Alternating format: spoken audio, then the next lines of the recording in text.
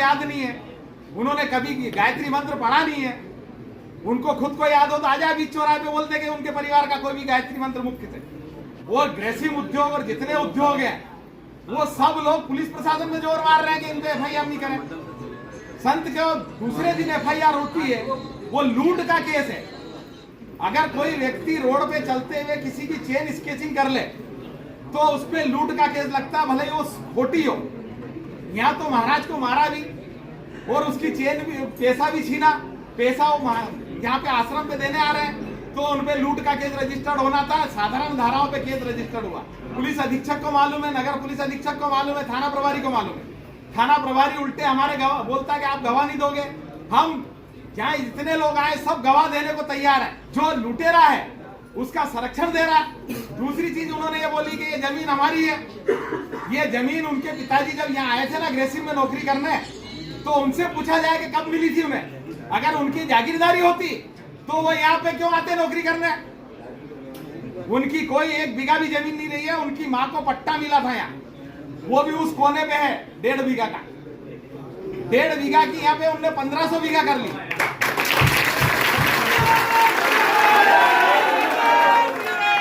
उस 1.5 बीघा जमीन के 1500 बीघा 30 साल के अंदर हुई है। और ये जो जमीन है जहाँ पे ब्रिज निकला है, ब्रिज शासन ने जो अनुमति दी थी उसमें ईओडब्ल्यू में मैंने आपत्ति लगा रखी है। और उसका जो मुआवजा है सुल्तान सिंह शेखावत के नाम पे वो रद्द हो चुका है। इस आधार पर रद्द हुआ कि आपको ये जमीन कहाँ से मिली। कलेक्टर साहब ने हमसे एक ही प्रश्न पूछा था कि आपको ये जमीन कहाँ से आई। ये आश्रम की जमीन 1/1 कहाँ से आई, कैसे प्राप्त हुई और कैसे आपने आदान प्रदान करा। इस तथ्य का जवाब नहीं देने के कारण उनका मुआवजा रद्द हुआ है और उसकी अपील हाईकोर्ट होती है।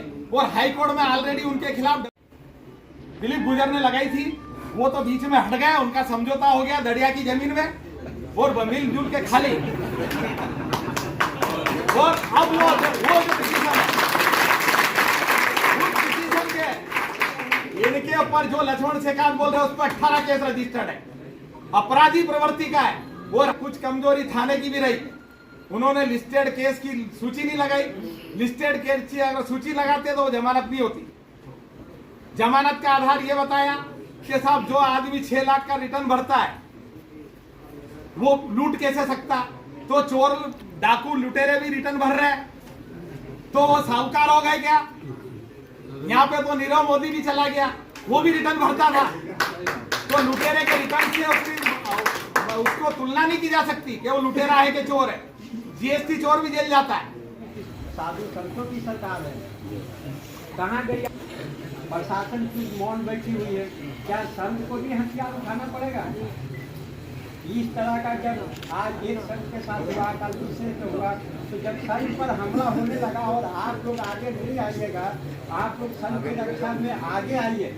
अगर प्रशासन और जनता अगर आगे नहीं आती है तो संत खुद आगे आएगा। संत भी हथियार उठाने पर आप लोग मजबूर मत कीजिए।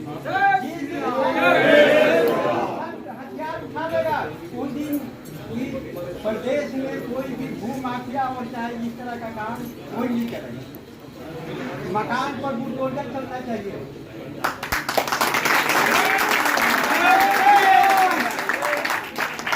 अभी हम लोग चुप रहेंगे।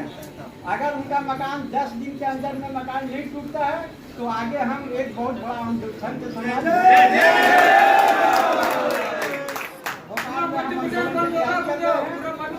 हाँ, अगर 10 दिन के अंदर अगर उस व्यक्ति का अगर मकान पर बुलडोजर नहीं चला तो हम पूरा भोपाल में चक्का जाम करेंगे और घेराव करेंगे।